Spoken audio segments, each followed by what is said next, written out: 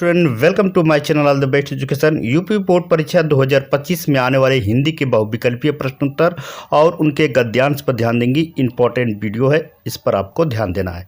ठीक है, तो ध्यान दीजिएगा कौन सा है चैप्टर, कौन सा है बहुविकल्पीय, कौन से है क्वेश्चन, कौन से है रेखांकित, कौन कैसे संदर्भ, सभी चीज़ों पर इस वीडियो में चर्चा किया जाएगा। सिर्फ आपको ध्यान देना है कि कौन कौन सी इंपॉर्टेंट है, उस पर टिक लगाकर याद करके ही जाना है। ध्यान दीजिएगा, ध्यान दें स्टूडेंट। इसी तरह आपको ओमेआर मिलेगा, उस पर जिला कोड, केंद्र कोड, अनुक्रमांक और विषय कोड और प्रश्न पत्र की जो होती है संख्या लिखना है।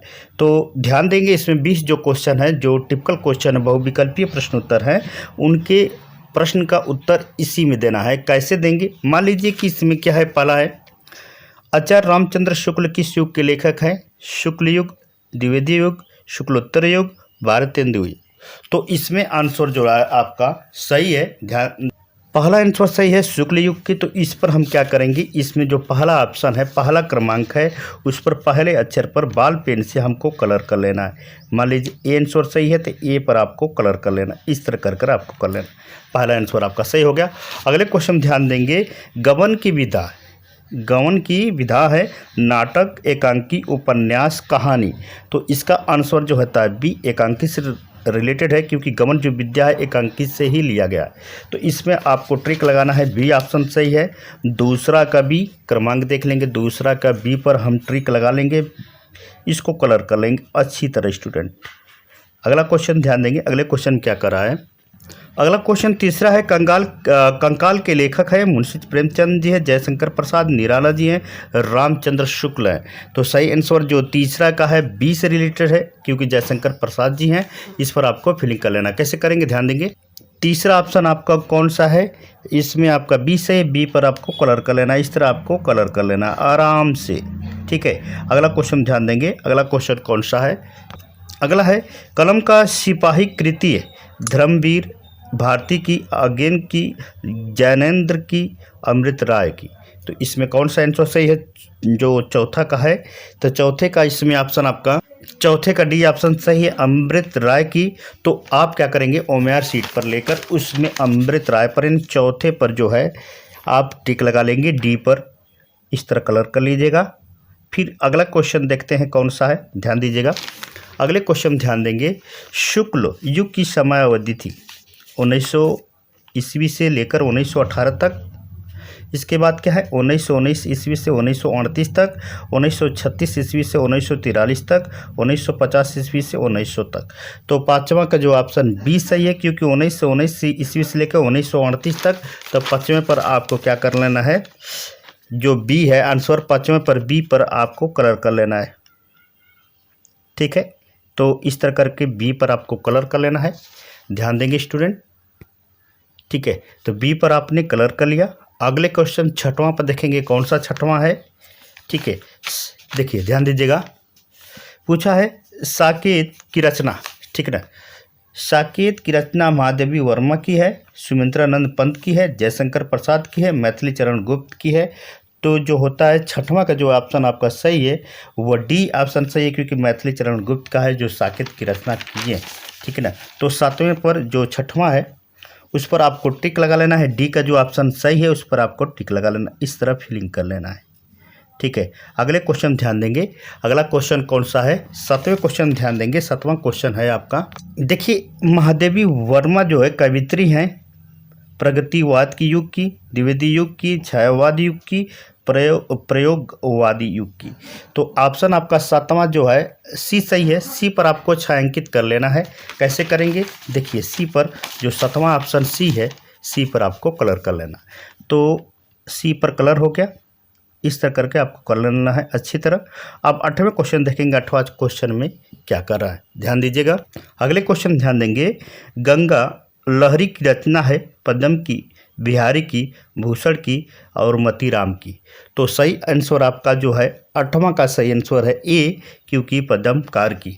तो इस पर आठवें पर आपको फिलिंग कर लेना है। ध्यान देंगे, आठवां क्वेश्चन देख रहे हैं, तो आठवें पर आपको ए पर कलर कर लेना है। ठीक है, इसको भर लेना है अच्छी तरह। नौवां क्वेश्चन ध्यान देंगे। नौवें क्वेश्चन में क्या करा है, आधुनिक काल की समय सीमा है 1919 ईस्वी से 1938 ईस्वी तक, 1936 ईस्वी से 1943 ईस्वी तक, 1918 ईस्वी से 1950 ईस्वी तक और 1843 ईस्वी से अब तक। तो नौवां जो ऑप्शन आपका जो है डी सही है, जो 1843 से अब तक चली आ रही है, ये आधुनिक काल है। इस पर आपको टिक लगा लेना है नौवां का जो है डी पर। तो नौवां का डी कौन सा है आप लोग के सामने, इस पर कलर कर लीजिए। सिर्फ समझते रहिए, देखते रहिए, इस पर आपको कलर कर लेना है। 10वें पर ध्यान देंगे। 10वां कौन सा है?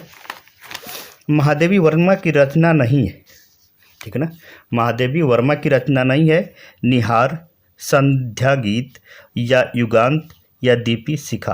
तो इसमें महादेवी जी की वर्मा की रचना नहीं है, तो इसमें सी ऑप्शन सही है, युगांत से रिलेटेड है।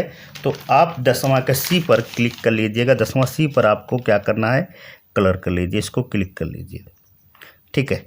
तो अगले क्वेश्चन ध्यान देंगे। अगला क्वेश्चन कौन सा है, ध्यान दें स्टूडेंट्स। अगला देखिए, हास्य रस की जो है स्थायी भाव है। हास्य रस की स्थायी भाव कौन कौन सी है? रीति, हास्य, निवेद, विस्मय। तो हास्य जो पहले पूछा उसमें देखिए हास्य रस की भाव, तो भाव तो वही होगा, हास्य होगा।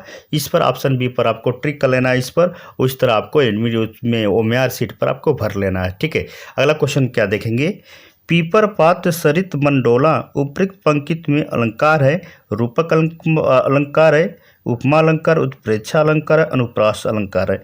तो जो 12वां का आपका ऑप्शन बी सही है, बी पर आपका टिक लगा लेंगे क्योंकि उपमा अलंकार है, इस पर आपका सही। अगले क्वेश्चन ध्यान देंगे। अगला क्वेश्चन स्टूडेंट ध्यान दे रहा है, सोरठा जो छंद में चरण होते हैं 4, 2, 3 और 1। तो आपको पता है सिंपल सा है कि इसमें 4 होते हैं, चरण होते हैं। अगले क्वेश्चन ध्यान देंगे। अगला क्वेश्चन कौन सा है? अगला क्वेश्चन स्टूडेंट, उपदेश शब्द में प्रयुक्त उपसर्ग है उ, अ, अप, अन। तो इसमें आगे देखेंगे उ, अप, यानी सी ऑप्शन सही है, सी पर आपको टिक लगा लेना है, जो उपसर्ग है, ठीक है। अब अगला क्वेश्चन है, प्रत्यय के भेद होते हैं 4, 5, 3, 2। प्रत्यय के कितने भेद होते हैं? तो इसमें 2 से रिलेटेड है, 2 पर आपको टिक लगा लेना है। अगला है, लाभ और हानि के समास है द्वंद्वी, कर्मधारय, द्वंद्वी, बहुव्रीहि। तो इसमें 16वां का जो ऑप्शन आपका सही है, ये से है क्योंकि द्वंद्व से रिलेटेड है, हानि और लाभ समास। अगले क्वेश्चन ध्यान देंगे। अगला क्वेश्चन है, यद्यपि में कौन सी संधि है? आयद्धि संधि, दीर्घ संधि, यण संधि, वृद्धि संधि। तो 18वां का जो है आपका जो ऑप्शन सी सही है, सी पर आपको ट्रिक लगा लेना है, ठीक है। यह होता है यण संधि से रिलेटेड है। मधु शब्द का द्वितीय विभक्ति बहुवचन के रूप में है मधुने, मधुना, मधुनी, मधुयुनी। तो मधु शब्द के द्वितीय विभक्ति वचन जो होता है वह आपका जो होता है मधुनी से रिलेटेड है, द्वितीय विभक्ति बहुवचन होता है।